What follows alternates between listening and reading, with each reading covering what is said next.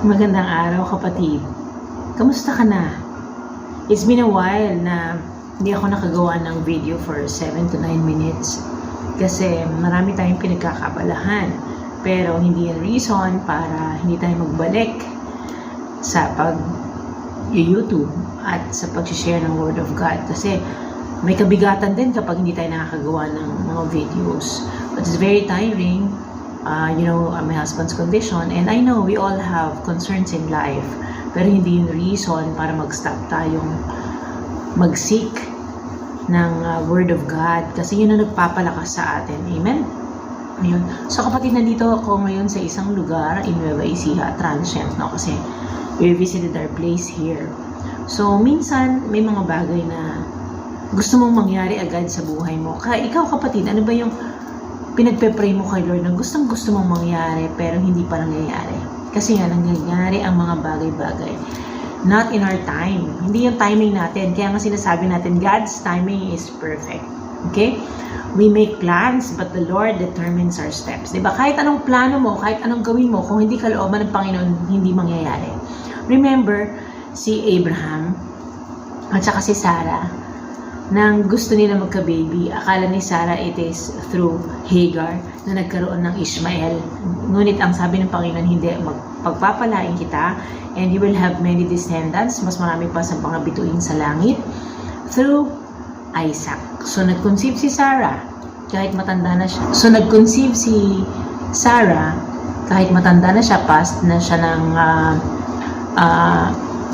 na magbuntis ng age, diba? Pero hindi yun naging hadlang. Wala imposible kay Lord. Pag ginusto niyang mangyari sa'yo, mangyayari. Kahit past na ang age ni Sarah para mag-conceive, diba? Natawa pa nga siya.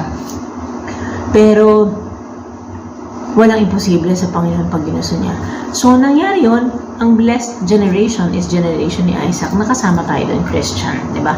Though God is still gracious, kahit na ganun pa man, may intervention ni Sarah at nangyari yung kay Hagar, but still, doon mo makita ang kamay ng Panginoon how merciful and gracious God is.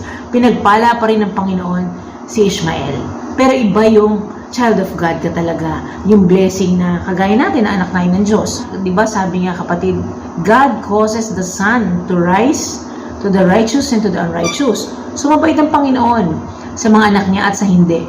Maawain siya at mahabagin. Pero iba pa rin ang blessing ng mga anak niyang sumusunod sa Kanya. Kaya kapatid, ang panalangin natin at ang gusto natin, yung mga kamag-anak natin, mahal natin sa buhay, mga kaibigan natin, makilala sa Panginoon. Kasi iba talaga.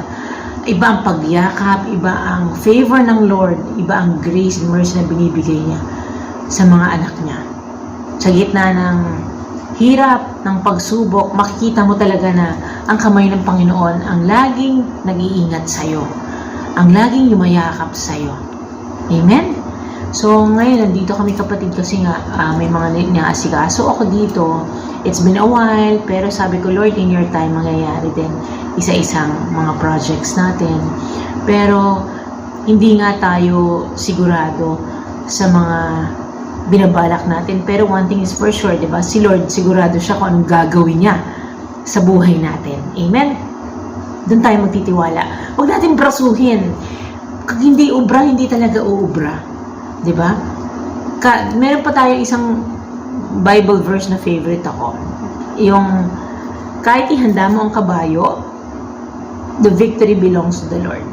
Diba? Kahit ready mo na yung kabayo mo for the battle, ang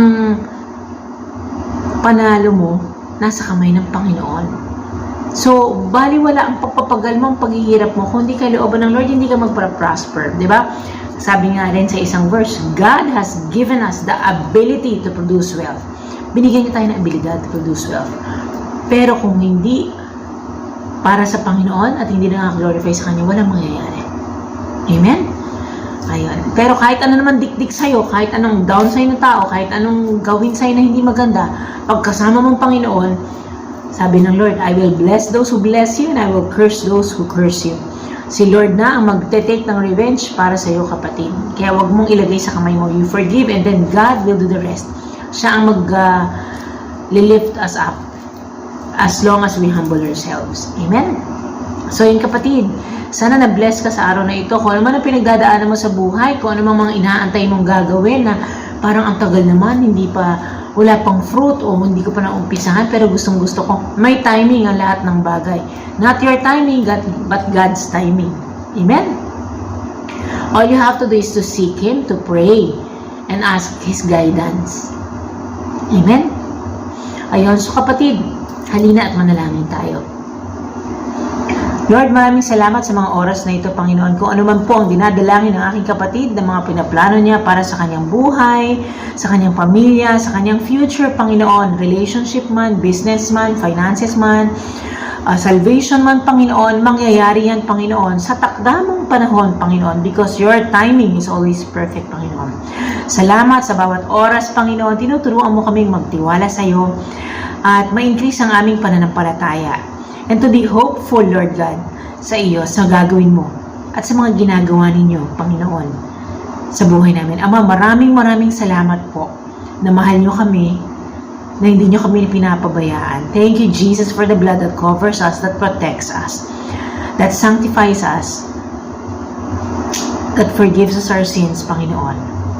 Thank you for saving us. Thank you for the power of the Holy Spirit that is in us, na laging nagka-counsel sa amin at tinuturuan kami which way to go.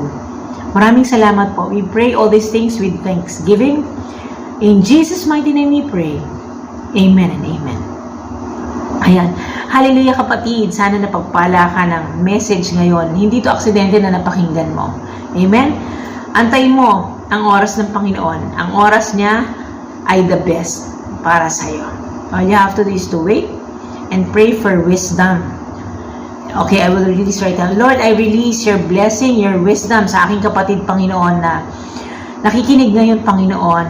Above all, Panginoon, wisdom is supreme, sabi mo nga, Panginoon. Maraming salamat po na when we have wisdom, Panginoon, natututo kami how to handle our relationship, our finances, you give us wisdom how to read your word at may apply sa buhay namin, Panginoon. Maraming salamat po. May be glorified in us and through us, Panginoon, sa bawat araw ng aming mga buhay. Hallelujah. Purihin po kayo. Ito po uli ang aming samot dalangin sa pangalan ng aming Panginoon at tagapagligtas na si Jesucristo. Amen at amen. Hallelujah. So kapatid, God bless you and your loved ones, and may the Lord expand your territory, and you will be blessed as always and a blessing to many. Hallelujah.